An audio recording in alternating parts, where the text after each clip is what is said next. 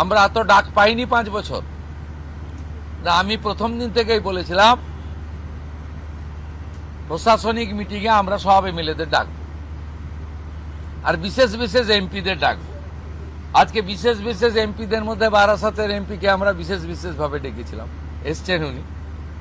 আর আমাদের দলের এমপিদের আমরা ডাকছি সব জায়গায়, কারণ আমাদের এমপিদেরকে বিডিওরা পর্যন্ত, ওসিরা পর্যন্ত তাদের ফোন ধরতেন না। এই সিস্টেম তো ঠিক না। আমরা এখানে বলেছি আইপিএস আইএসরা জানেন একটা পাবলিক রিপ্রেজেন্টেটিভকে কিভাবে রেসপেক্ট দিতে হয়। মহারাষ্ট্র সরকার করেছে যে কোনো নির্বাচিত প্রতিনিধিকে যদি অনার না দেন, কিভাবে অনার দেবেন সেটাও স্টেট ক্যাডার এবং ন্যাশনাল ক্যাডারে বলা আছে। এগুলো আমরা এখানে করেছি, বলেছি। এবং আজকে এখানে বসিরহাটের অনেক অপোজিশনের এমএলএরাও যুক্ত হয়েছিলেন, তাদের মধ্যে একজনকে বলার সুযোগও আমরা দিয়েছি। আমরা চাই যে কেন্দ্র রাজ্য ডবল ইঞ্জিনের সুফল মানুষ পাক, এবং কেবলমাত্র নির্বাচনের সময়ই রাজনৈতিক কচকচানি হোক। সারা বছর আমরা কনস্ট্রাকটিভ আইডিয়া নিয়ে কাজ করি। আপনাদের মাধ্যমে মাননীয় প্রধানমন্ত্রীর 12 বছর সম্পূর্ণ হয়েছে। ভারত সরকার 5ই জুন বিশ্ব পরিবেশ দিবস থেকে 21শে জুন বিশ্ব যোগা দিবস ন্যাশনাল প্রোগ্রাম ডিক্লেয়ার করেছেন। পশ্চিমবঙ্গ সরকার এই ন্যাশনাল প্রোগ্রামে পার্টিসিপেট করছে, আমরা ঘোষণা করেছি। 5ই জুন রাজ্যের সমস্ত ব্লকে এবং পুরসভাতে ইনক্লুডিং কর্পোরেশনে মায়ের নামে একটি গাছ লাগানোর কর্মসূচি হবে। প্রত্যেক বিধায়কদেরকে অরণ্য দপ্তর, পরিবেশ দপ্তর, দুটো দপ্তর নোডাল থাকবে।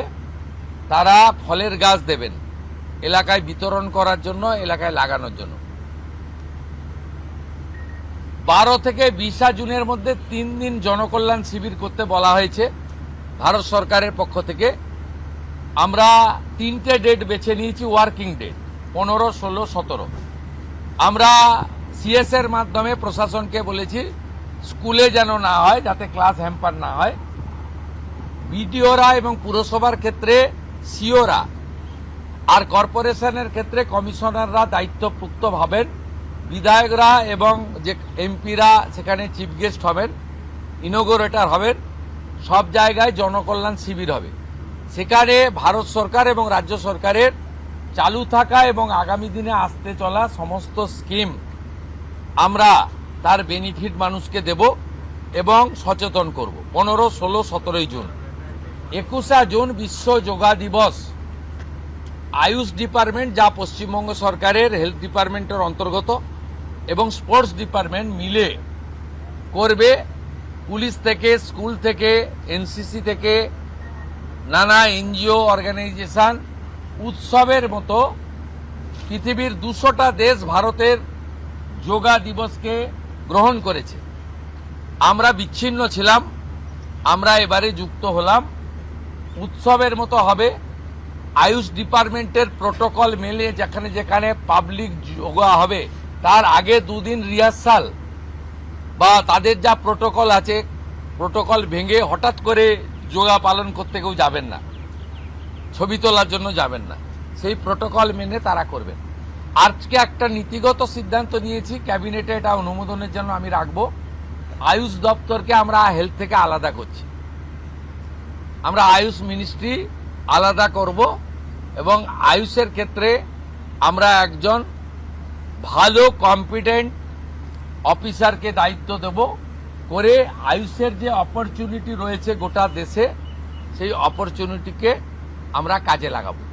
আজকের সমন্বয় মিটিংয়ে প্রথম হচ্ছে কোঅর্ডিনেশনের কথা বলা হয়েছে, দ্বিতীয় বলা হয়েছে হেলথ সেক্টরকে প্রায়োরিটি দিতে, তৃতীয় বলা হয়েছে প্রি মনসুনের কাজকে প্রায়োরিটি দিতে, 4 বলা হয়েছে স্বাস্থ্যসাথীকে আয়ুষ্মান ভারতে কনভার্ট করা এবং লক্ষ্মীর ভাণ্ডারকে অন্নপূর্ণা যোজনায় কনভার্ট করার কাজ শুরু করা। আগামীকাল বিকেলে নবান্ন থেকে আমি এবং সংশ্লিষ্ট দপ্তরের মাননীয় মন্ত্রী, সিএস, এফএস এবং অন্য আধিকারিকদের উপস্থিতিতে অগ্নিমিত্রা পাল এবং আমি একটি ফর্ম পাবলিশ করব যেই ফর্ম অন্নপূর্ণা যোজনায় ফিল আপ করতে হবে, এবং আমরা কালকেই বিস্তারিত বলবো। কারণ এনরোলমেন্ট যখন যত তাড়াতাড়ি করবেন তত বেনিফিট আমরা দিতে পারবো। আমাদের অন্নপূর্ণা যোজনার প্রক্রিয়াটা শুরু হয়ে যাবে কাল থেকে। যেমন যেমন ফর্ম ফিল আপ হবে তেমন তেমন ৩,০০০ টাকা ট্রান্সফারও শুরু হয়ে যাবে। আর যতক্ষণ না ৩,০০০ টাকা ট্রান্সফার হচ্ছে, স্বাস্থ্যসাথী যেমন কন্টিনিউ রাখা হয়েছে আয়ুষ্মান ভারত কনভার্ট না হওয়া পর্যন্ত, এখানে আপনার লক্ষ্মী ভাণ্ডারকেও কন্টিনিউ করা হবে। বিস্তারিত কালকে আপনারা জানতে পারবেন। ফর্মের কপিও আপনারা কালকে পাবেন। অফলাইন অনলাইন অবশ্যই থাকবে। শুধু পাবলিকের উপরে ছেড়ে দেওয়া হবে না, বিধায়করা নিজ উদ্যোগে ফর্ম ফিল আপ করাবেন এবং সরকারও বিডিওদের নেতৃত্বে প্রত্যেক বাড়িতে বাড়িতে ফর্ম ফিল আপের জন্য সহযোগিতা করার জন্য লোক পাবেন। এবং মাথায় রাখতে হবে, ভারতীয়রাই কেবলমাত্র এই সুযোগ পাবেন, অভারতীয়রাই সুযোগ পাবেন না। ভারতবর্ষের সরকারের টাকা বাংলাদেশ থেকে আসা অবৈধ অনুপ্রবেশকারীদের দেওয়ার জন্য নয়, এটা খুব ক্রিস্টাল ক্লিয়ার। সরকারি বাসে আপাতত সব মহিলাদের আমাদের ফ্রি সুযোগ তারা পাচ্ছেন আগামী সপ্তাহ থেকে।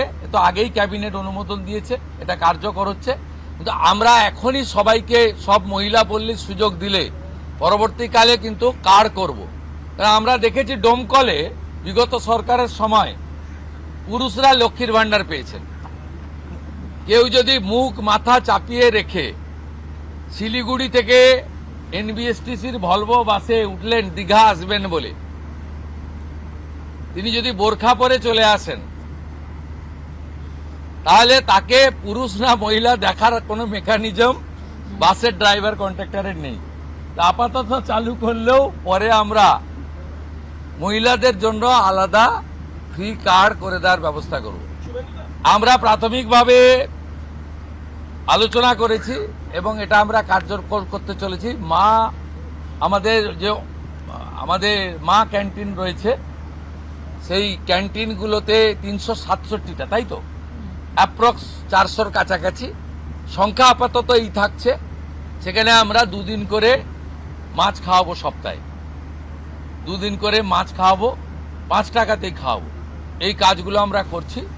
বাকি অন্যান্য বিষয়গুলো হবে। আমরা কয়েকটা প্রোগ্রাম পেয়েছি। সেটা হলো আগামী 30 তারিখে কেন্দ্রীয় আরবান এবং পাওয়ার মিনিস্টার আসছেন, অগ্নিমিত্রা পাল মহোদয়, তার প্রোগ্রাম পুরো অ্যাসিস্ট করছেন। আমিও একটা সময় নিশ্চয়ই কাটসি মিট করব। 4 তারিখে শিপিং মিনিস্টার আসছেন, শিপিং রিলেটেড মিটিং হবে। 6 তারিখে মাননীয় রেলমন্ত্রী আসছেন।